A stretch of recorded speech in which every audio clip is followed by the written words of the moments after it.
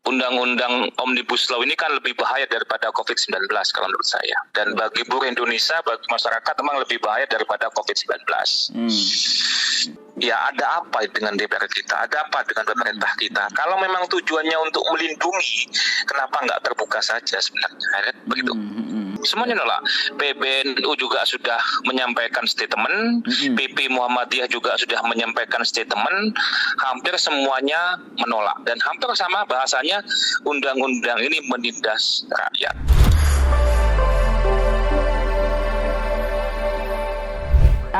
Waalaikumsalam warahmatullahi wabarakatuh. Waalaikumsalam Mas Yogi, selamat pagi. Selamat pagi Bapak Suryono Pan yang punya Sarbu Musi Jawa Timur. Insyaallah. Insyaallah, ya. Kok kabar tenang duka kok bagi ono buruh Indonesia Mas Yogi. Ya apa iki? Kami lo demo hari kok. Ya, ini sudah persiapan Mas Yogi. Kita lihat monitor di grup WA ini sudah ada di depan pintu masing-masing perusahaan, gitu Mas Yogi. Oh gitu. Jadi hari ini beberapa perwakilan teman-teman dari serikat gitu sudah mulai bergerak ya. Kemana rencananya ini hari ini? Ya ini titik kumpulnya mungkin nanti di Bundaran Waru itu mungkin Cito ya, seputaran Cito mungkin kisaran jam 1, nanti setelah itu ke Gedung Negara Gerahadi mungkin Mas Yogi, seperti itu. Itu berarti demo kumpul-kumpul ya, protokol kesehatan apa gimana itu? Ya, kondisi ini sudah tidak melihat seperti itu, karena kan nampaknya kondisi Undang-Undang Omnibus Law ini kan lebih bahaya daripada COVID-19 kalau menurut saya. Dan bagi buruh Indonesia, bagi masyarakat memang lebih bahaya daripada COVID-19. Dan gitu Ya, dari kacamata dan ini berdampak semuanya. Dari kacamata hukum, Omnibus Law ini sebenarnya kan masyarakat kita juga perlu tahu seperti apa. Kadang-kadang kan iki sakjane iki nang buru tok ta apa-apa gitu. Nah, dari jenengan sebagai praktisi hukum yang paling paham, ini lagi apa sih sebenarnya, apa sebenarnya gitu. Mungkin awalan kita ngomong Omnibus Law ini tidak hanya tentang buruh saja sebenarnya, tapi semua undang-undang jadikan satu. Jadi ada sekian ratus undang-undang jadikan satu, sehingga hari ini tebalnya mungkin 900 halaman kalau kita bisa lihat. Mesewu lah ya. Ya sewu lah. Bahkan kalau sama penjelasannya dan semuanya lebih dari 1.000 gitu loh. Belum lagi nanti PP, permen dan semuanya lebih dari situ. Jadi tidak hanya mengatur tentang buruh, tetapi juga tiba-tiba mengatur tentang pendidikan. Yang hari ini kawan-kawan mungkin yang praktis dalam bidang pendidikan juga kaget, yang awalnya disampaikan bahwa klaster pendidikan keluar dari Omnibus Law ternyata tiba-tiba masuk setelah pengesahan, sehingga nanti kalau kita lihat perizinannya seperti perizinan perusahaan kan gitu. Sehingga siapapun hari ini boleh mendirikan lembaga pendidikan, karena izinnya tidak seperti lama, tapi izinnya seperti mendirikan perusahaan. Kalau seperti itu maka nanti ke depannya adalah ya akan muncul ketimpangan dalam dunia pendidikan. Artinya yang mereka mungkin punya modal bisa memilih bangun lembaga pendidikan ya. Membangun lembaga pendidikan yang ini seperti perusahaan sudah konsepnya. Dan itu sebenarnya harusnya sudah bisa diantisipasi oleh pemerintah, karena memang hari ini orang-orang kaya memang tiba-tiba mendirikan pondok pesantren, masuknya 60 juta, 50 juta kan banyak hari seperti itu. Bahkan kawan saya yang memang bukan, saya punya kawan yang bukan dia praktisi di bidang pendidikan, tapi dia punya modal hari ini mendirikan sebuah lembaga pendidikan yang nilainya fantastis, hampir 500 miliar. Dan masuk pertamanya dia mencerita ke saya bahwa pertama aja dia masukkan 200 siswa untuk SMP, 200 siswa untuk SMA, dengan masuk awal 60 juta gitu loh. Seperti itu. Dan sudah bisnis, lagi ada bisnis memang. Dan apalagi dengan adanya undang-undang Omnibus Law itu, klaster pendidikannya masuk, di mana perizinan pendidikan masuk dalam perizinan seperti perizinan usaha kan gitu. Itu yang mungkin hari ini lagi dicermati juga oleh kawan-kawan di bidang pendidikan. Belum lagi masuk di sektor lingkungan. Oh ya, jadi satu. Ya, lingkungan jadi satu juga. Belum lagi yang di pertambangan. Ya kan? Yang dulu mungkin belum lagi nanti menyangkut lingkungan, tata ruang dan semua. Jadi satu sudah itu. Bayangkan 900 halaman di sekian ribu pasal mereka bahas dalam waktu sesingkat-singkatnya. Ya, ada apa dengan DPR kita? Ada apa dengan pemerintah kita? Kalau memang tujuannya untuk melindungi, kenapa nggak terbuka saja sebenarnya? Begitu.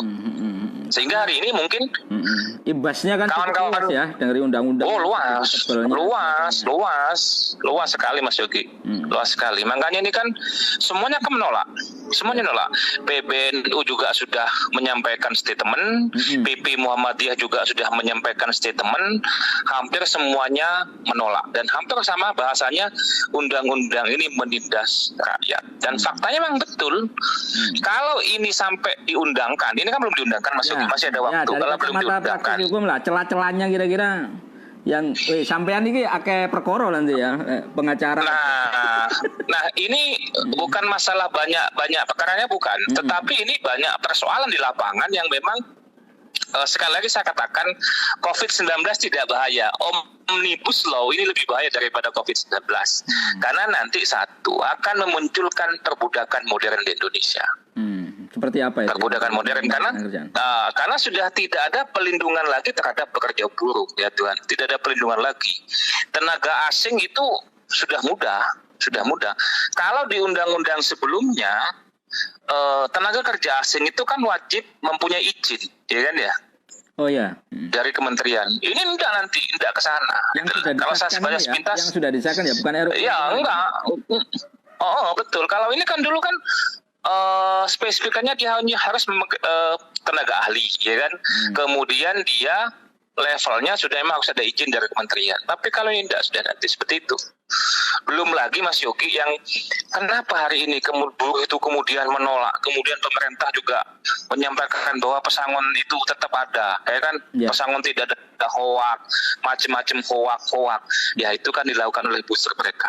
Padahal sebenarnya contoh pesangon itu nanti maksimalnya 25. Memang pesangon ada, tapi dikurangi. Ada, turun jauh. Yang lebih fatal lagi, ini nanti kalau kemarin itu gelombang PHK-nya karena COVID-19, tetapi nanti ingat loh, pada saat ini setelah diundangkan nanti akan muncul gelombang PHK besar-besaran memang. Gelombang PHK besar. Kenapa? Karena PHK-nya lebih mudah. PHK-nya lebih mudah lagi. Jadi tidak ada alasan yang cukup krusial lagi. Kalau dulu kan jelas pemutusan hubungan kerja yang tidak sesuai dengan ketentuan kan batal demi hukum, ya kan? Kalau ini enggak. Kalau kita lihat pasal 154A khususnya 1 huruf B dan I disebut pemutusan hubungan kerja dapat terjadi karena alasan perusahaan melakukan efisiensi, pekerja buruh mangkir. Begitu aja, simpel aja. Ya kalau mangkir 1 kali kan bisa langsung di PHK Mas Yogi, ya kan? Iya. Kemudian ada penghapusan ketentuan pasal 155 Undang-Undang 13 di mana disebut pemutusan hubungan kerja tanpa penetapan sebagai dimaksud pasal 151 kan batal demi hukum, ya kan? Pekerja wajib bayar upah. Omnibus Law tidak ada seperti itu, pasalnya sudah nggak ada. Saya nggak cocok ke Mas Yogi, ya sudah saya PHK gitu loh. Nah, sampean gugat silakan. Cuma nanti upahnya nggak wajib bayar saya, gitu loh. Kalau selama ini kan selama proses itu wajib bayar, tapi ini tidak sudah. Kedua, yang paling fatal Mas Yogi, nanti adanya jam kerja gaji sesuai dengan satuan waktu. Kalau dalam undang-undang sebelumnya itu menyebut buruh itu kan jam 8 kerja wajib, gitu. Jadi pada saat dia masuk, misalkan perusahaan memulangkan, dia wajib bayar utuh 8 jam. 8 jam. Jadi Mas Yogi hari ini misalkan masuk tidak ada kerjaan, dipulangkan, dia wajib bayar utuh, gitu loh. Tetapi dengan undang-undang Omnibus Law ini nanti bisa terjadi.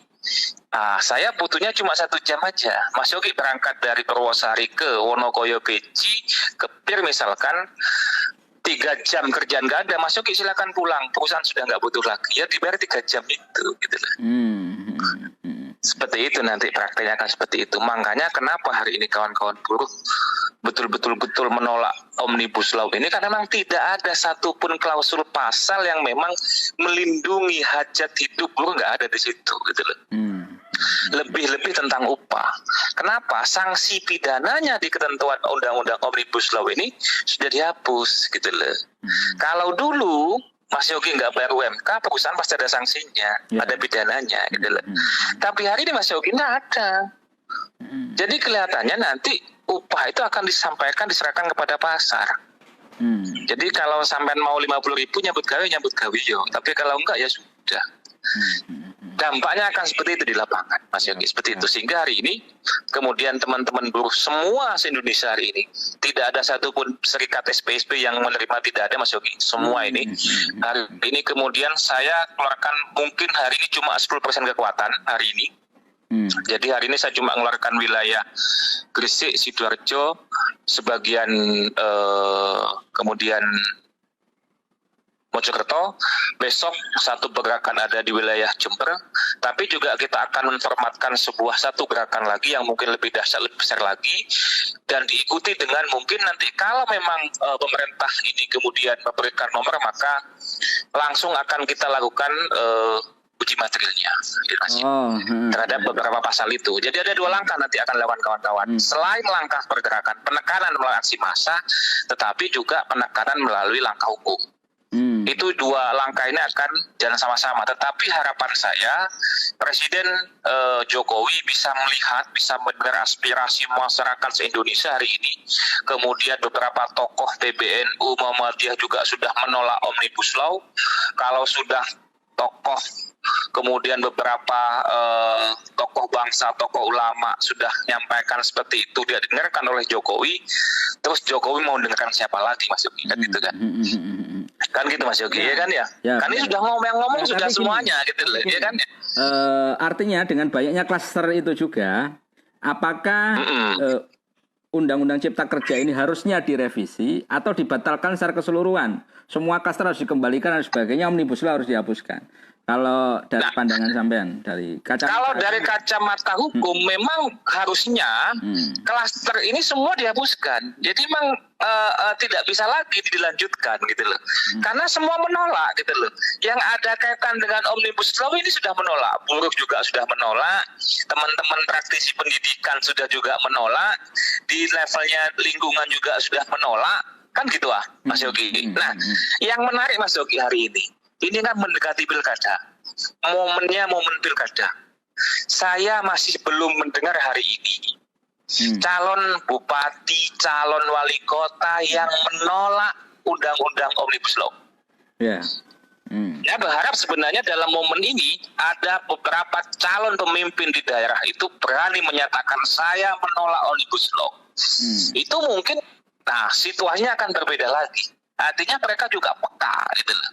Jadi hari ini saya tantang masing-masing calon kepala daerah, bupati, wali kota di Jawa Timur khususnya.